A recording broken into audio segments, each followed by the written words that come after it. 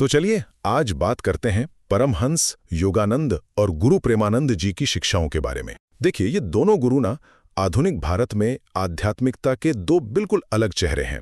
एक ज्ञान का रास्ता दिखाते हैं तो दूसरे भक्ति का, पर दोनों ने ही आज के दौर के लिए आध्यात्म को जिंदा रखा है। तो सबसे पहले बात करते हैं परमहंस योगानंद जी की।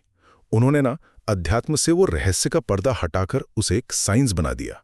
उनका मानना था कि ईश्वर तक पहुंचना कोई जादू या चमत्कार नहीं है, बल्कि इसके भी कुछ नियम हैं।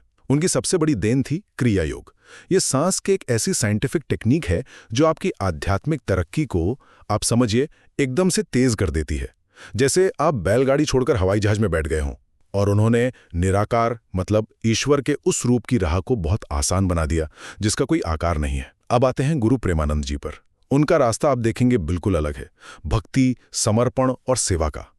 उन्होंने ईश्वर के साकार रूप की भक्ति, जिसे हम सगुण भक्ति कहते हैं, उसे आज के समाज के लिए बहुत ही आसान बना दिया है। देखिए, उनका तो जीवन ही उनका संदेश है कि सच्चा प्यार शर्तों पर नहीं बल्कि समर्पण पर चलता है, और ज्ञान को सिर्फ जानना काफी नहीं है, उसे जीना पड़ता है। और आखिर में एक बहुत ही दिलचस्प बात, दोनों ने ही एक बैलेंस्ड लाइफ पर जोर दिया। योगानंद जी कहते थे कि योगी बनने के लिए आपको दुनिया छोड़ने की जरूरत नहीं है, अपने काम और सेहत में बैलेंस बनाना ही असली साधना है।